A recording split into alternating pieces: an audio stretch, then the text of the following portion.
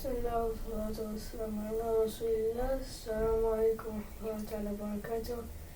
Today I will be talking about the Hadith. Prophet, blessings and peace of Allah be upon him, said about eating 7 dates in the morning. So let's start. Praise be unto Allah.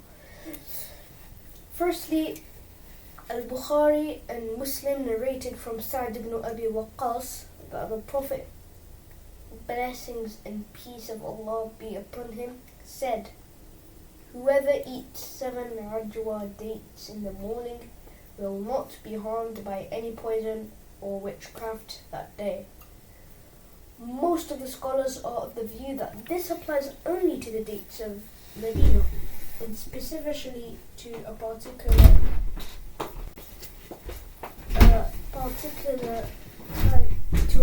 type of the dates of Medina, namely Ajwa dates, which grow in Aliyat Medina. This is most likely to be correct, and it is the apparent meaning of the Hadith. Some scholars are of the view that it is general in meaning and that all types of dates are efficacious against poison and witchcraft. Among those who are of this view among contemporary scholars are Sheikh Abdurrahman al-Sa'di, Sheikh Abdul Aziz ibn Baz, and Sheikh Muhammad ibn Uthaymeen. May Allah have mercy on them. This has been previously discussed previously in question number 205,041. Some of the scholars are of the view that the hadith applies specifically to the people of Medina and those in the vicinity because of their physical makeup, which is accustomed to that environment. Ibn al-Qayyim, may Allah have mercy on him, said, "This hadith is addressed to a specific audience, such as people of Medina and those in the vicinity." Secondly, the hadith clearly states that eating dates in the morning is efficacious in warding off witchcraft before it occurs. But it is not far-fetched to suggest that they would also have the effect of removing it after it occurred, especially since it is well known that witchcraft can be undone by means of treatment with remedies and ruqya as prescribed in Sharia. So the sorcerer would have to repeat the spell that he cast on that person. For that reason, the sick person should persist in eating 7 dates every morning until he is fully recovered, and so that he may be safe in the future, by Allah's leave, from the harm of sorcerers and devils.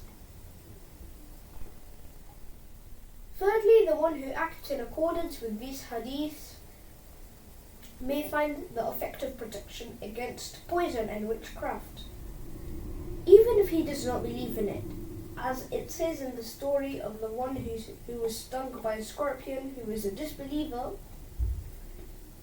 who was treated with ruqya and by reciting Surah Al-Fatiha over him. Ibn al-Qayyim, may Allah have mercy on him, said, "The hadith refers to achieving healing by reciting Al-Fatiha over the person who had been stung, so that he no longer needed regular medicine. And perhaps it healed him far better than regular medicine could have done, even though the recipient of the treatment was not the best candidate, either because the people of this tribe were not Muslim, or because they were miserly and mean people. So how about if he had been a good candidate for such treatment? But having faith in the remedy will make it more effective and will make one more receptive to healing. This applies to all types of medicine, but in the case of psychological disease, it is more effective than in the case of physical disease." Ibn al-Qayyim, may Allah have mercy on him, said, "Many remedies are more effective if one has faith in them and takes them willingly and happily. People have seen wonders in that regard, because in that case, human nature is highly receptive to medicine, and the soul feels joy in having it, which revives the patient's strength and reinforces his natural defenses, causing his body's resources to come together to resist disease and ward off the harm. On the other hand, many medicines may be effective for a particular disease, but what nullifies their effect is if the patient does not believe in the remedy and his body does not accept it, so it does not help him at all.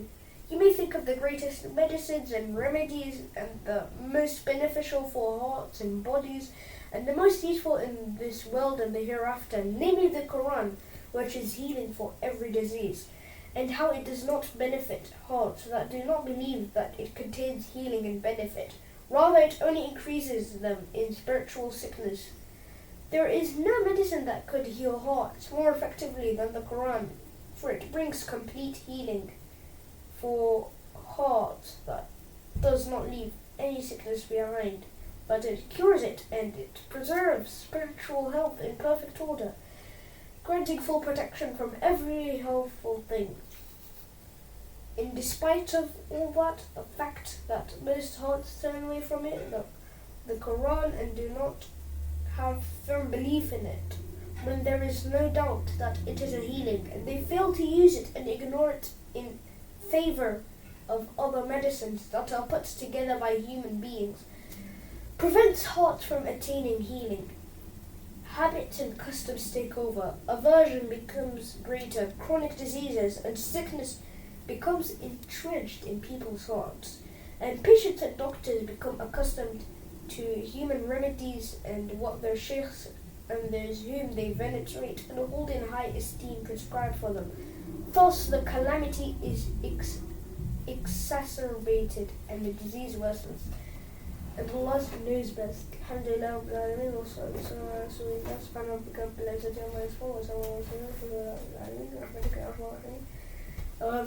don't forget to subscribe and hit the notification bells to not miss any video, any educational video, and see you in the next video. Salam Alaykum.